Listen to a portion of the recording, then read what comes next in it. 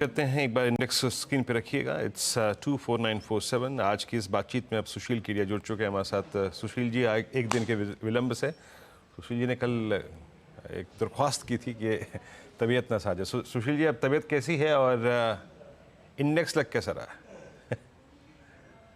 तबीयत तो देखिए जी, निफ्टी के साथ साथ चेंज हो जाती है।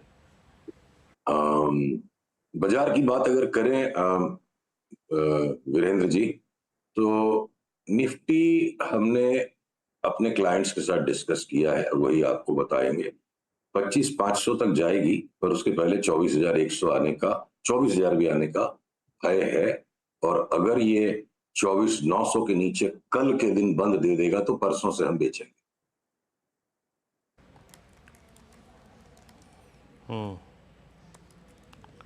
ओके, अच्छा। निफ्टी बैंक पर अभी तक ये निफ्टी शायद वो 51,000 और 51,50,900 की ट्रैजेक्टरी को नहीं तोड़ रहा है। यहाँ पर व्यू क्या है? कौन सी ट्रैजेक्टरी के नीचे आपका सेल ट्रिगर होगा? देखिए, बैंक निफ्टी में ना एचडीएफसी बैंक रम्मी का पपलू बना हुआ है। उसकी चार्ट पे जगह है कि एक नया हाई वो मार दे और बैंक निफ्टी कहां से कहां पहुंच जाए, पर वो चलने को तैयार नहीं है। 4-5 दिन से एचडीएफसी बैंक साइडवेज है, बाकी सारे बैंक्स मिले जुले।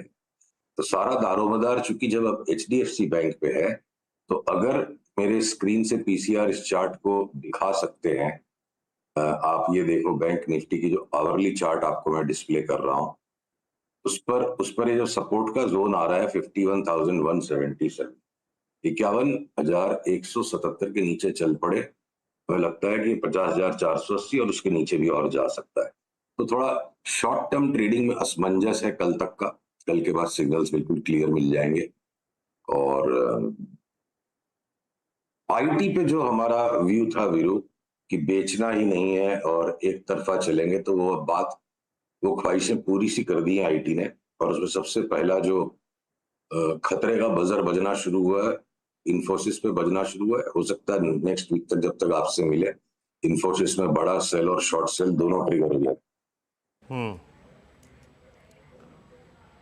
हम्म ओके, इन्फोसिस आपको यहाँ पे स्केप्टिकल लग रहा है और आई थिंक वो जो कॉल थी कि आईटी को अब चेस करना है, उसमें अब थोड़े से आई थिंक मतलब अब्यूज़ जो हैं वो ये कह रहे हैं कि वो शायद स्विंग पूरा हो चुका है।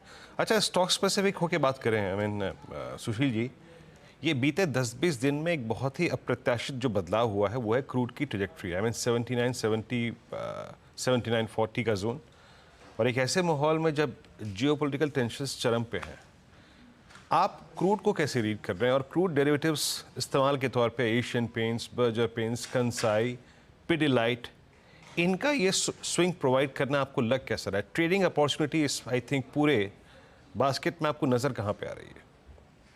देखिए, क्रूड पर अगर अगर पीसीआर कृपया इस चार्ट को दिखा पाए, क्रूड पर हमने लगातार एक मंदी का व्यू मेंटेन किया और एचपीसीएल बीपीसीएल आईओसी पे लगातार तेजी का व्यू मेंटेन किया। अब वो बात हो चुकी है।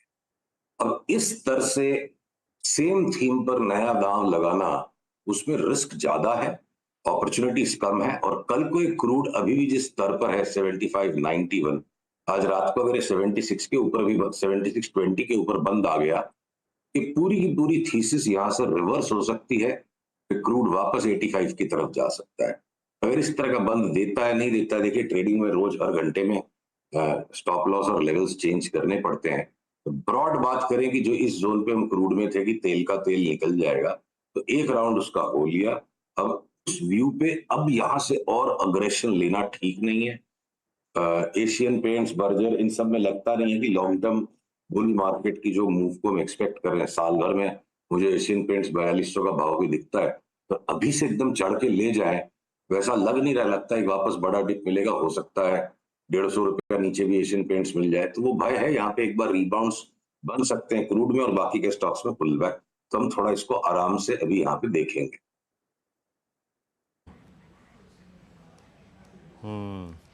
ओके, क्रूड और क्रूड रिलेटेड स्टॉक्स पे हमने यहाँ पे बात कर ली। अच्छा, सुशील जी, एक दो स्पेस को लेके और बात कर लेते हैं जो कि multi year multi decade high पर ट्रेड कर रहे हैं। फॉर इंस्टेंस आप देखिए ONGC all time high, multi year high, decade high. आप गेल को देखिए, आप जीएमआर एयरपोर्ट्स को देखिए। ये जो बड़े मतलब ब्रेकआउट्स हैं, इनमें आप अपॉर्चुनिटीज कहाँ देख रहे हैं इस वक्त?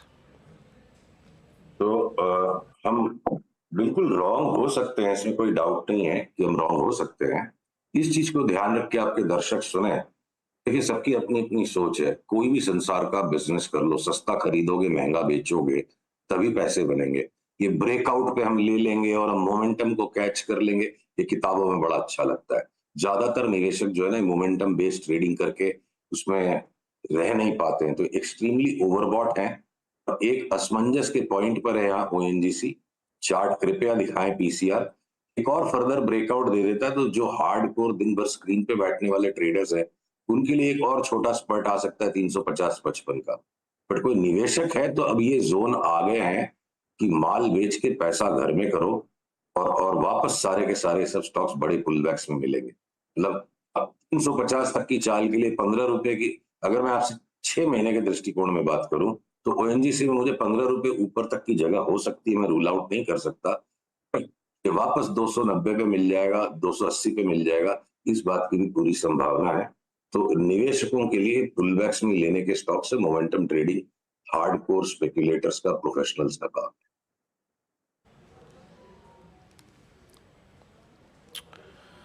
ओके सुशील जी, बहुत बहुत शुक्रिया, आप इस कार्यक्रम में शामिल हुए। तबीयत आपकी आज भी नासाज लग रही है, टेक केयर। एक चीज वीरेंद्र जी क्विकली, इन्फोसिस में मैं स्केप्टिकल नहीं हूँ। मुझे लगता है इन्फोसिस इसी साल 1200 में मिल जाएगा और अगले साल 700 में मिल जाएगा। सेल सिग्नल अभी तक आया नहीं है, वो जब आएगा तो हम इसको माल बेचेंगे भी और शॉर्ट भी करेंगे। हाँ।